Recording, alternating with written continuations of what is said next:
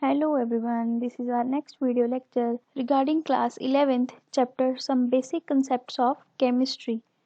So, here the topics are type of physical quantities, what are the basic quantities, the units, definition of basic SI units, temperature and the scales of temperature, how the physical quantities derive to form a new quantities, then what are the prefix which are used in SI units? How the interconversion factors are used to convert the terms? What is the uncertainty in measurement? What are significant figures?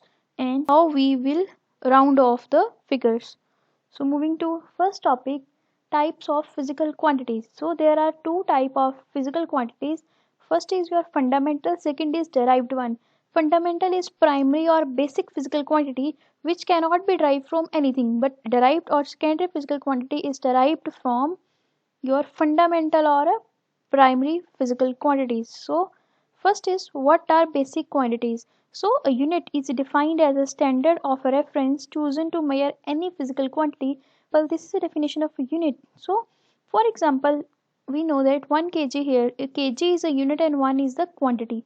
So this is your physical quantity. Therefore specific units are given as a standard reference to measure the physical quantities. For example, we cannot measure solid quantity, for example rice, in liters. We have to use unit kg. So this is the reference, standard reference, which will came in your mind while thinking of any solid thing. The unit will be in kg or a gram. So these are the 7 basic physical quantities and their units: length, time, then mass, electric current, thermodynamic temperature, amount of substance, and luminous intensity. So, what is length? Its symbol is L, its SI unit is meter, and symbol is small m. This symbol is of unit and this symbol is of the physical quantity. Then for mass, we have a symbol small m and SI unit is kilogram. For a time, we have a small t and SI unit is second and symbol is small s. For electric current, we have a symbol capital I, unit is ampere, and a symbol is capital A. For thermodynamic temperature, the symbol is capital T and the SI unit we use is Kelvin. Make sure remember this, the SI unit for temperature is Kelvin, not degrees Celsius, and the symbol is K. Now next is the amount of substance.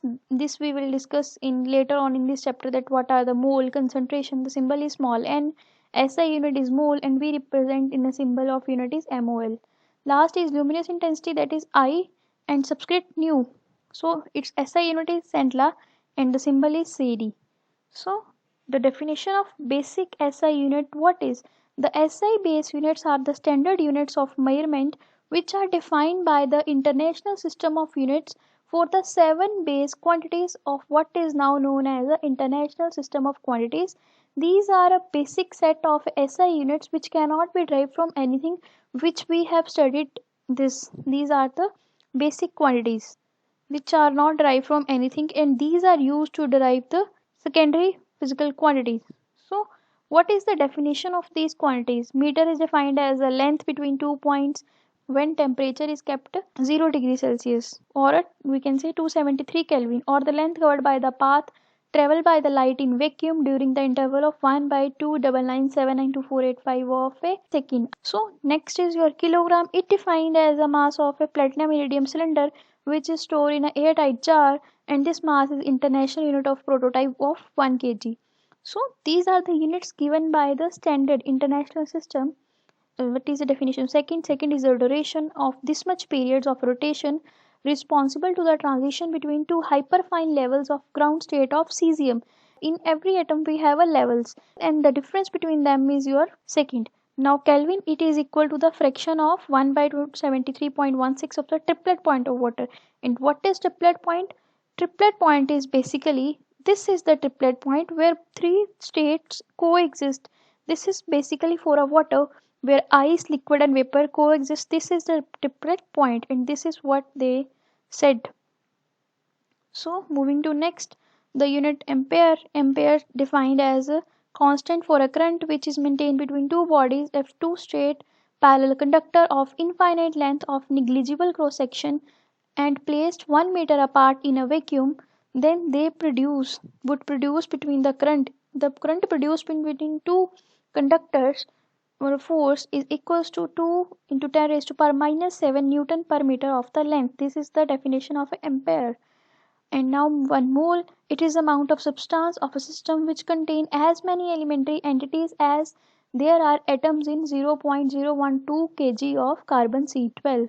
And this is the unit which is used by the chemist, for the chemist, and of the chemist. This is what we know 1 dozen used by everyone and everywhere, which 1 dozen specifies you 12, which is a fixed quantity. Similarly, a chemist have a unit mole which is specified and fixed for every chemist.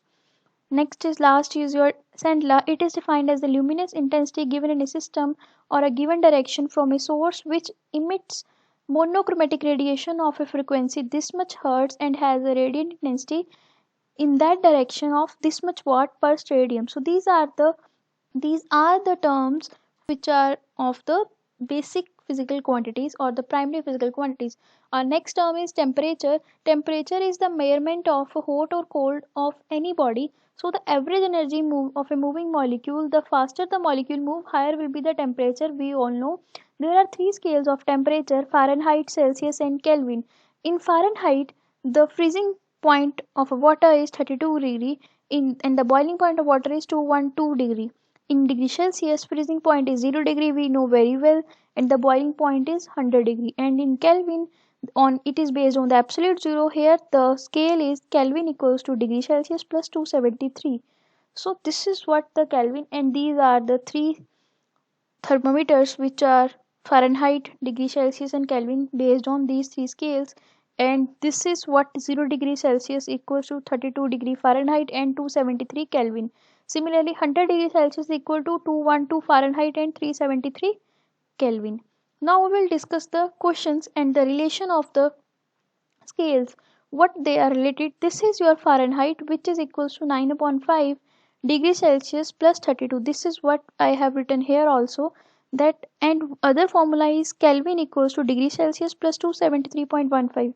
This scale is used to convert Fahrenheit into degree Celsius or degree Celsius into Fahrenheit, and this scale is used to convert Kelvin into degree Celsius. How it is useful or how it is used, I will tell you by this question. Convert 98.4 degree Fahrenheit into Kelvin or degree Celsius. So we will use both scale here in this numerical. We have a Fahrenheit value. We want to calculate Kelvin and Celsius. Firstly, we will use this formula. By using this formula, we can calculate degree Celsius. We put in the place of Fahrenheit 98.4, then 9 by 5 as a constant. C we have to find, and plus 32.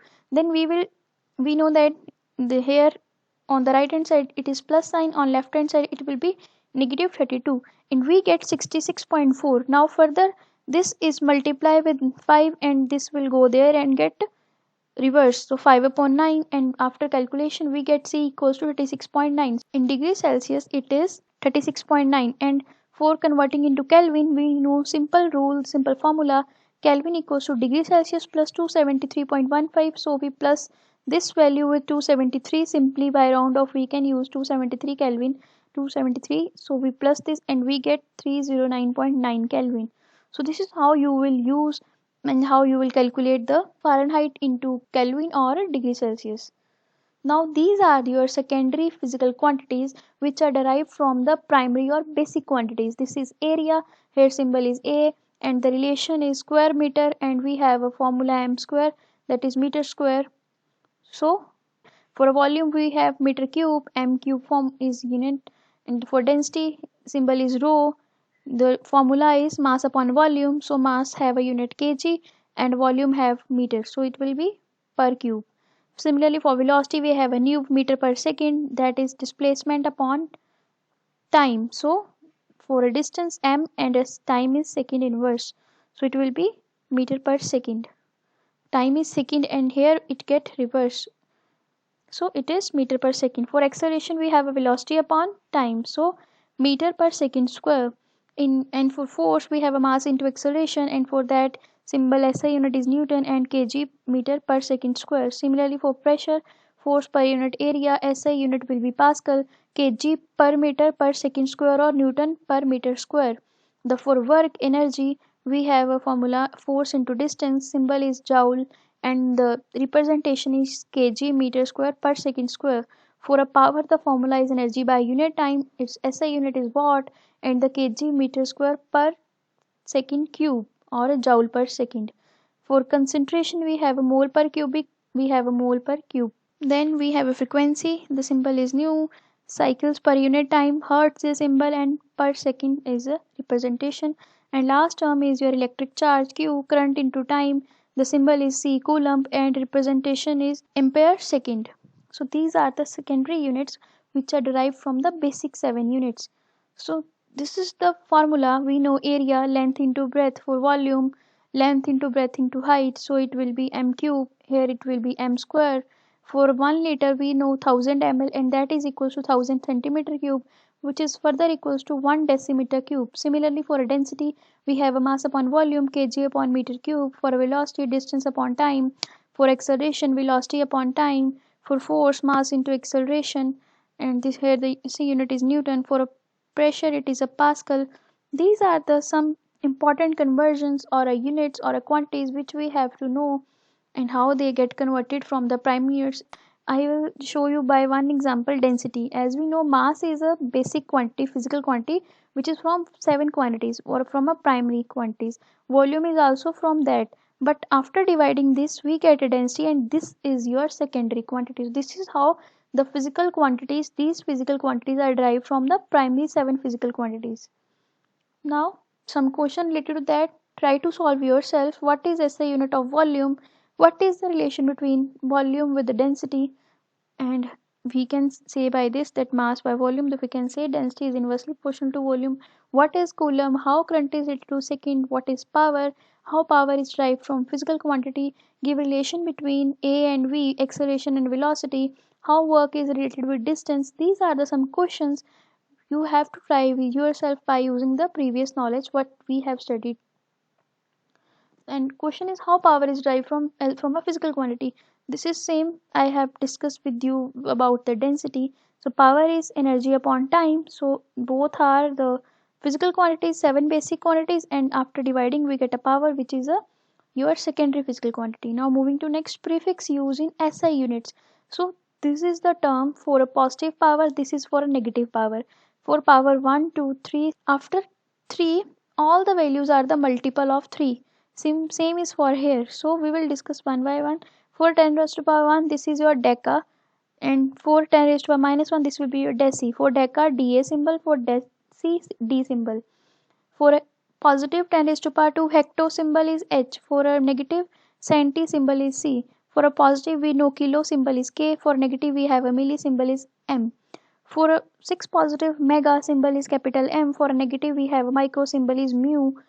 For a positive 9, prefix is giga and the symbol is capital G. For negative 9, symbol is N and prefix is nano.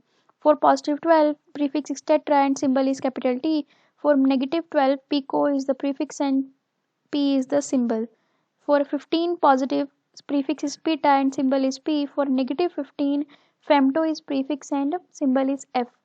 For positive 18, prefix is exa and symbol is E. For negative 18, prefix is atto and symbol is A. For positive 21, prefix is zeta and symbol is capital Z. For negative 21, prefix is zipto and symbol is Z. For positive 24, prefix is iota and symbol is capital Y. For negative 24, the prefix is yocto and symbol is Y. One thing you must remember, in negative powers we have all the symbols in a smaller size, and in a positive we have all the symbols in a capital size. Only deca and hecto will be in a smaller size. So this is the thing you have to remember to solve the numericals. These concepts are useful in physics as well as in chemistry. So some are interconversion or factors, as I have discussed with you. 1 liter equals to 1000 ml. So this is all the related. What is angstrom? 10 raised to power minus 10 meter. 1 mile is 1.6 kilometer. 1 calorie is 4.1884 joule, which is further 4.184 Newton meter. 1 erg is 10 raised to power minus 7 joule. 1 pound is 453.6 10 raised to power minus 3 kg. So how these terms are interrelated with each other, By using these conversions, you can calculate these numericals. I will suggest you to do yourself. This is the one question I will discuss with you, that 92 million miles, how converted into SI units. So a distance is measured in SI units. So how it will convert it into meter? 1 mile we know 1.60 kilometer, which is further 1.6 thousand meter. So 1 million will be 10 raised to power 6. So 92 multiply 10 raised to power 6, 1.6 and 10 raised to power 3. All get solved and we get 1.47 10 raised to power 11 meter. And this is what one question is. What is nm? That is nanometer. So 1 nanometer is equals to 10 raised to power minus 9 meter. Now next topic is uncertainty in measurement. So here two terms arise, accuracy versus precision. So what we will discuss, firstly we will discuss accuracy. Accuracy of an instrument is the measure of how close the measured value of the instrument is close to the true value, or we can simply say how the true value is close to the measured value, or measured value is close to the true value. Here we have a two scenario. Here we have to hit in the center. Here the accuracy is high, here the point is away from the center or spot is away from the center, so accuracy is low. The next is precision. It is the ability of a measuring instrument to give identical responses for repeated applications of the same value of the measured quantity under the same conditions of the use.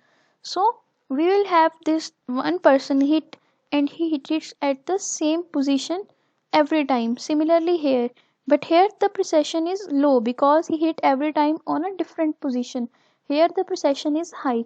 So precision is means we are getting a same value in every time or every measurements. So what is basically precision and accuracy?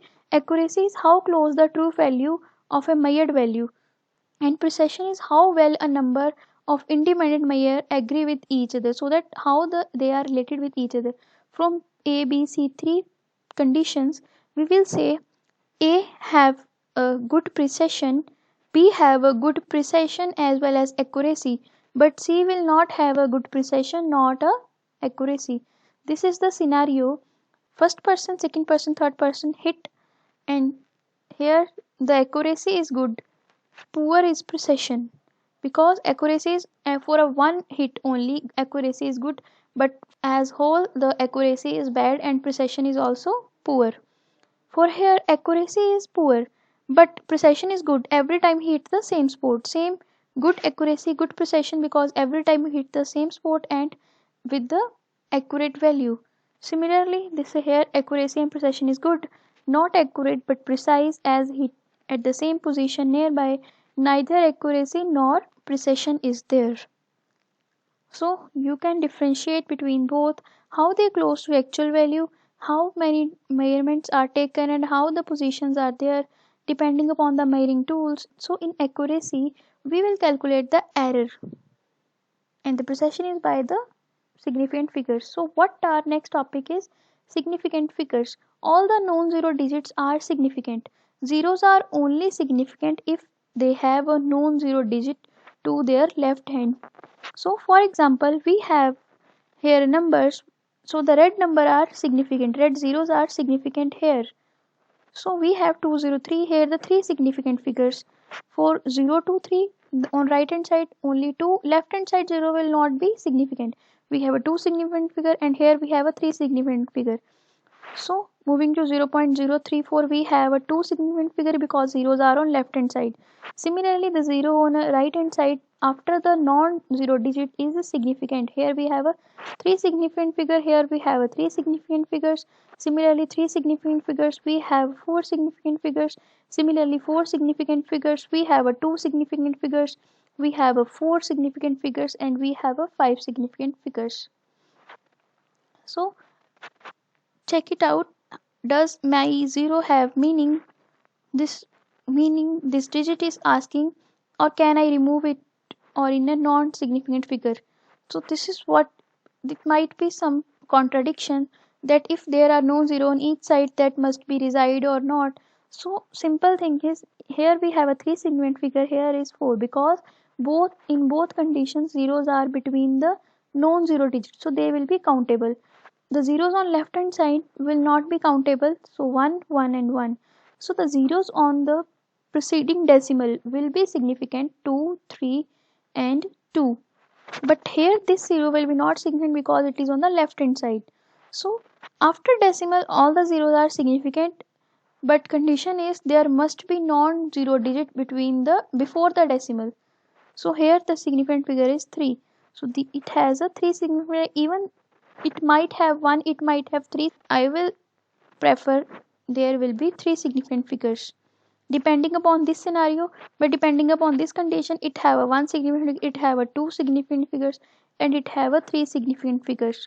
So there is a contradiction, but in chemistry we prefer this as a 3 significant figures.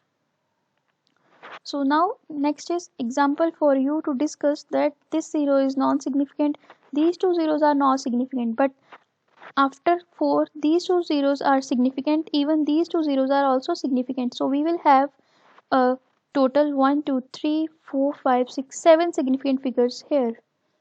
So you can try this with yourself and calculate how many significant figures are there. According to me, there are 4 significant figures. So these are not significant and these are significant. These zeros are after. So these are countable, these are not countable.